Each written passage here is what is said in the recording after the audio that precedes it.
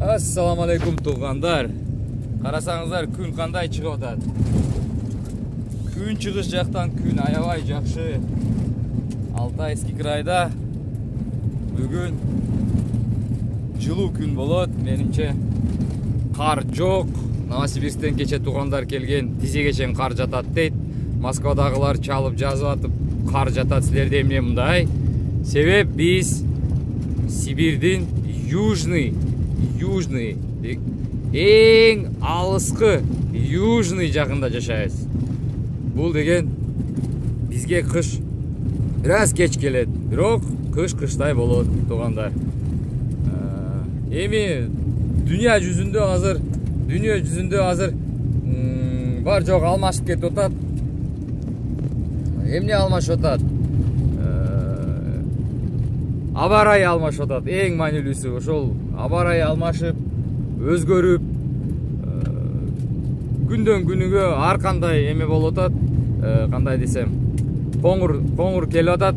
Себеп муну өткөн жылы мисалы салыштырсак, кыш 17 ноябрда келген. Кыш келген деген эми кар түшкөн да, кар түшүп 17 ноябрда басып калган бар жокту кар. Быйыл мындай бул кыш чойлуп, карлуу эмес, мына күн дагы чыгып барып атат. Дагы көрсөтөйүн бүгүн. Булуттарды жок деп айтсам болот, булут жок эле, кадимкидей. Булут жок. Ошо кандай десем, күн ачык болгондуктан мага жалпы биякта Алтай крайында мал кармагандарга өтө ыңгайлуу болуп атат. Талага мал айдап атабыз дагы эле. Бул күнүңө эконом 400-350 килограмм чөп эконом. Эми эмне дейин? Суроо жоопко өтөйүн. Көп адамдар жаңы баштап, жаңы уланып, жаңы подписка басылып, каттоодон өтүп, катталып мен каналыма. Жаңы катталгандарга кайратан бар жокту айтып келишке туура келет. Бияктын погодасы кандай деп сурагандар көп. Погодасы бияктын Бишкектикидей, бирок Сусамырдын шамалыдай. Ошол кыш мезгили ушундай. Чиркей барбы дейт, чиркей албетте болот. Бирок сезону бар анын. Бир сезон болот, бир 10 күндөн 15-20 күнгө чейин чөйлүп кетет. Ошол сезондо бир чиркей кайнап, анан азайып кетет. Дагы күн аябай ысык болот, ысык күндөрдө үйдө отура албайсыз кадимкидей. 40 градуска чейин көтөрүлөт да, 45ке чейин чыгып кеткен күндөр болот. Бирок бул 1 ай, 3 ай деп айта албайм. Ошол атайын мезгил бар, ошол июльдөн 15-инде мен байкашымча августтун 10-уга чейин ушундай аябай катуу ысыган күндөр болот. Анан эмне өсөт деп сурашат. Бар жок өсөт.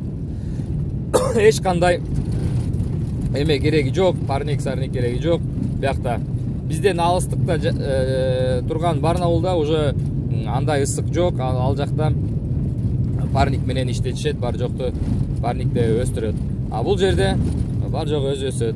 Ошол эле сурашат, алма өсөбү? Алма бар, албетте. Алма бар. Эмнеге үйлөрдүн огородунда бир алма бактар жок, алмуруттар жок? Бул биздин кандай десем, маданиятыбыз. Үйгө келсек, үй алсак, жер алсак, өрүк отургузабыз, алма. Биякта кээбиркилери отургузат экен, кээбиркилери жөн эле коет экен. Колунда бар адамдар албетте багбанчылык кылат. Мен байкайм, үйлөрү сонун, мындай жакшы салынган, өздөрүнө тоок адамдардын үйүндө бар жок бар. Баягы эле клубника, баягы эле малина ачыгыча өсөт, эч кандай маселеси жок, аны тоңуп калат деп эч кандай эмеси жок, коркунуч жок. Себеп кар басып калат. Кар баскандан кийин эчтеке тоңбайт. Себеп кар баскан астында, кардын астында стабилдүү кыш сыртында -40 болсо дагы кардын астында -1, -5ке чейин болот.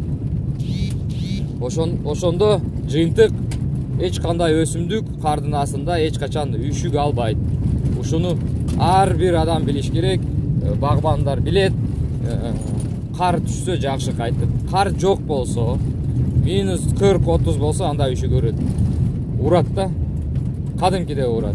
Ошо кар жок мезгилде катуу шамал болсо. Эми атайын биздин Барнаулда институт Лисавенко деген бар. Ошол институт Лисавенкога мен барганмын. Ал жакта 550 гектар жерде чоң питомниктер бар экен. Алар өздөрүнүн биздин мына ушу Алтай климатына жараша селекция кылган малинасы бар экен, клубникасы бар экен, шабдалысы бар экен, өрүктөрү бар экен, түрлүү облепихасы бар экен. Ошол эле бүт бардык өсүмдүктөр ушул Алтай крайына ыңгайлуу болуп селекция аркылуу өстүрүлгөн. Ал кече эле болгон эмес, бул 30 жыл 35 жылдык тажрыйбасы менен ошондой селекция кылып келип аткан институт Лисавенко деген бар. Ошол институт Лисавенкода Барнаул шаар бизден 280 километр жакта жайлашкан. Түндүк жакта бизден түп-түз түндүк жакта жайлашкан Барнаул биздин эмебиз болот, борборубуз болот. Алтайский крайдын борбору ошол Барнаул шаары болот. Анан көпчүлүк сурайт, сиздерге кантип жетсе болот, Москвадан канча сааттык жол. Адамдар видеону көрбөй туруп эле жөн эле Москванын кайсы жеринен деп сурашат. Москвага биз жакын эмеспиз, достор.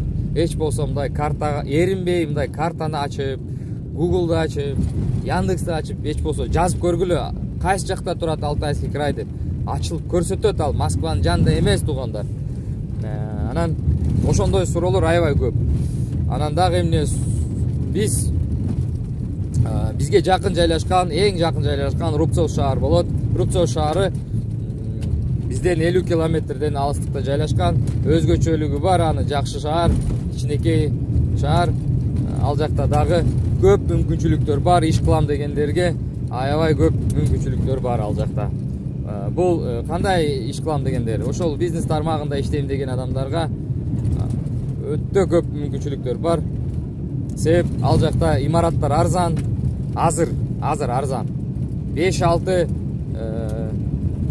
кичинекей чакан бизнесмендер келсе, уже акырында башталат ал жакта дагы. Ошого ким бир нерсе кылам десе, ошол жерден караштырып алсаңыздар болот. Дагы суроолор, кыргыз жарандыгы болсо үй ала алабызбы дегендер бар. Анын эч кандай тоскоолдугу жок. Бир мыйзамда жазылган, пункт 3 статья 62 Конституции деген, бул эч кандай, бул мыйзамда жазылган эч кандай четелдиктер, ар бир четелдик айырмасы жок. Кайсы мамлекеттен, Австралиядан келеби, Африкадан келеби, Кыргызстандан келеби, айырмасы жок. Эч кандай тоскоолдуксуз орус жарандыгы менен барабар бирдей мыйзам түрүндө үйдү алганга, жерди алганга укуктуу деп жазылып койгон. Ошол эмеде мыйзамда, ошол мыйзамды колдонуп бүгүнкү күнгө чейин ар бир мамлекеттин жараны келип үй алса болот. Эч кандай тоскоолдугу жок. Кийин бир эле бул тала жерлер, анан ушул гектар жерлер чет элдиктерге сатылбайт. Бул ушул эмеси бар, ошол минус жери бар. Бирок аны дагы башка жолдор бар. Эгерде сиздер туугандарыңыз болсо, туугандар, Россия жарандыгы бар адамдар, ошол жерлерди алсаңыздар болот. Баягы гектар жерлерди сөз болуп атпайбы? Аны сиздер ала албайсыздар. Кыргыз жараны ала албайт аны. Аны бир гана жолу бар. Ошол мисалы сиздер ишкана ачсаңыздар, ИП ачып туруп, ИПнин атына алсаңыздар болот. Кыргыз жарандыгы болсо дагы бир ИП ачып, ИПнин атына ошол эмени алсаңыздар болот. Жерлерди, гектар жерлерди. Себеп бул ИП юридикалык жагы Россияда жайлашкан болот. Ошондо бул Россияга тиешелүү түп түз эмеси тиешеси бар деген эмеси бар да. Ошон үчүн ИП же ОСО же ООО деп ачылат. Ошо менен ошол компанияга же ИПга жерди катталып алсаңыздар болот. Кыргыз паспорт болсо дагы. Бирок аны кылыш кажети жок эгерде сиздер жөн эле иштетем десеңиз. Бирок келечекте албетте ИП керек болот. Сиздер бияктан ошол өстүрүп клубника өстүрөм десеңиздер, жөн эле сиз аны сата албайсыз. Себеп эч кайсы магазин, дүкөн сизден ИПңиз жок болсо тонналап эмеңизди албайт. Продукцияңызды сиз чыгарып өндүрүп чыгарганыңызды албайт. Аларга таза кагаз түрүндө алыш керек. Ошон үчүн ИПни по-любому ачасыздар. Дагы суроо, ошон малина, клубниканы өстүрсөм кайка сатам? Достор, дагы бир жолу кайталап кетейин. Россиянын базары өтө кенен. Россияны базарын толтуруш үчүн азыр Кыргызстанда өсүп жаткан клубника, малинаны 1% дагы камсыздаган жок Кыргызстан Россияга. Ошол эле биздин чоң эмелер, баягы Бектемир аке, Айшер акелер, алар дагы ошончо объем кылып атып Россияны толтура алган эмес, толтура албайт. Келечекте дагы 20 жыл өтсө дагы толтура албайт. Себеп биздин Кыргызстанда жер аз, ошончо өндүрүп ашып кетсе бир Новосибирск деле ушул Новосибирск шаарыны толтурганга балки мүмкүнчүлүгү жетет келечекте. Азырынча ошону дагы толтурган мүмкүнчүлүгү жок.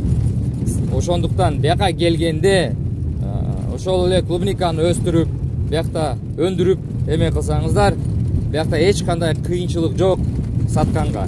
Өздөрү таап келет сиздерди. Сиз жарыя берсеңиз эле болду.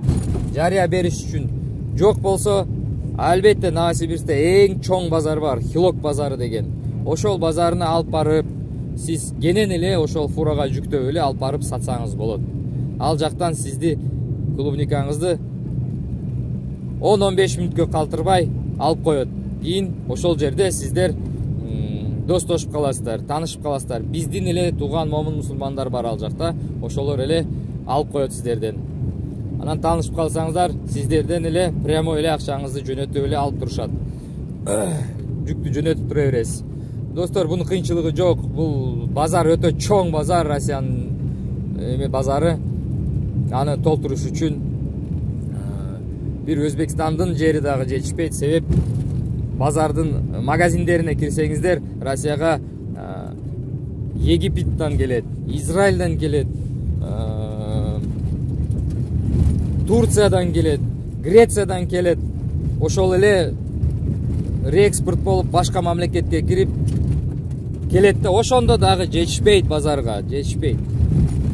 Ошондуктан эч кандай коркунучсуз жер иштетем дегендер болсо мага кайрылыңыздар.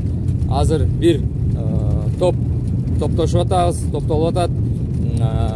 Клубника кылабыз деген адамдар сонун иш кылса болот. Ошол клубника менен малина менен жерлер бар, менде жер бар. Ошол жерди иштетейик биргелешип.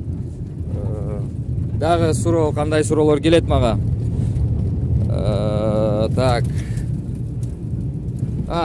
Барнаулга кантип келсе болот, Алтайга кантип келсе болот. Көбүнчө Москвадан, Питерден келем десеңиздер, прямой самолеттор бар.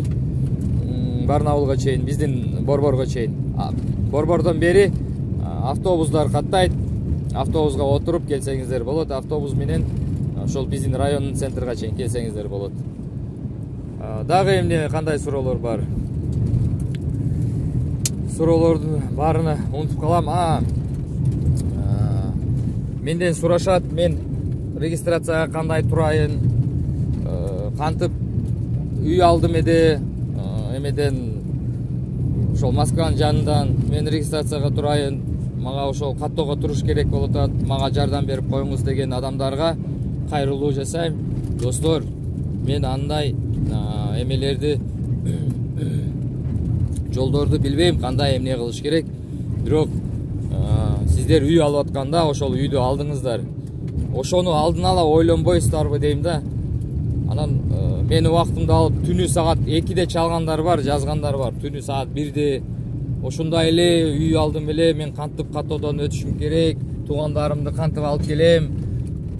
Ошол үй алыштан алдын ошону ойлонуп, изилдеп, билип, ошол эле миграция мекемесине барып, суроолорду берип, жок болсо, достор, алар ошондой суроолор болсо, юристтер бар. Юристтерге киргиле, юристтин ошол кызмат акысын төлөп, албетте юристтер да жумушсуз калбаш керек да. Алар өзүнүн билими, ошол 5 жыл окуп жүргөн билимини азыр отуруп офисте сатат. Сиздер дагы сатсаңыздар болот.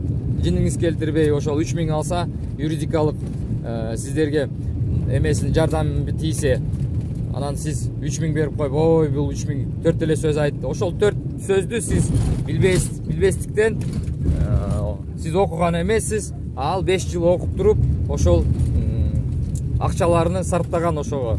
Ошого андай нерседен качпаш керек. Жөн эле юристке чалып, же юристке барып, мен ушундай акыбалдамын, мен ушундай кылдым, мага жардам бергиле, кандай кылсам болот. Мен андай юридикалык эмелерди жардам бере албайм, себеби өзүмдүн ишим толтура. Мен ошо мага ушинтип жазгандарга юристтердин номерин берип койгом. Ошолор менен акылдашып, кеңешип, ошолордун кызмат акысын төлөп койгула. Ошондо сиздер үчүн квалификациялык өзүнүн деңгээлине жараша суроо жоопторуну берет. Ошол. Анан азыр мен районго кетип атам. Бүгүн кайсы 29 ноябрь өзүмдүн иштерим менен районго кетип атам. Күнүң ушинтип каттап калганмын. Себеп биздин туугандардын документтерин жасап, үйлөрүнү жасап бергенге, кээ-биркилер задатык берген, ошолорду кайра бергенге барып келип атам. Эртең бүгүн буюрса дагы бир үй тартканга аракет кылам. Үйдү тартып сиздер үчүн чыгарганга аракет кылам. Достор, азыр мына шу Крутой Яр деген айылда биздин Таластын тургуну акебиз үйлүү болгон. Өткөндө 220 миңдик үйдү. Достор, мен ичине кире алган эмесмин го. Ошо кече ичине кирсем, аябай сонун экен да, аябай кубандым. Ал байке келгенде байкени өзүнө көрсөтөм, белек катары болот да мындайчы. Ичинде мен ремонту жок десем, аябай сонун кылып, сырты эле ошондой экен да. А ичине кирсеңиз аябай сонун ремонту бар экен да, татынакай. Ванночкаларыны дагы, ванналарыны дагы, душевой кабиналарга чейин бар экен. Таң калыштуу, бирок өтө жакты да мага, мен кубандым. Ошол кишиге мен өзүм алгандай болуп кубандым. Ушул көчөдө турат, оң жагында мына кетип атабыз, азыр кирип барып аткан жер, ушул жердин оң жагында жайлашкан. Мына повороттон өтүп туруп, оң жагында жайлашкан ал үй. Бул айылда азыр дагы бир-эки үй бар, бирок документтери бир аз эмерак. Оно жерде оң жагында баягы үй, достор. Тиги үй да. Мына турат. Ошол үйдүн ичине кирип көрдүм кече. Ичине кирсем, аябай сонун ыңгайлуу экен да. Эмелери, душтары киргизилген. Ошол сонун жасап коюптур, молодец. Көрбөй туруп, мен дагы сыртынан эле тартканмын, бирок ал жак ыңгайлуу. Мына чоң ферма, ушул ферма биякта көп нерсе сатылат, торпоктор сатылат. Баягы Кыргызстанга сиздерге базарга алып келет го. Таза кандуу деп сатышат го, ушул жерлерден алып барышат да. Новосибирсктин филиалы биякта. Анан могу тала жерлер, булар жайыт эмес, жайытты артында турат, достор. Мейли достор, Мамонтоңго келдим. Мен азыр районго түшөм. Сиздер үчүн бүгүнкү күндү жакшы күн өткөрүңүздөр. Саламатта болуңуздар, дагы көрүшкүнчө.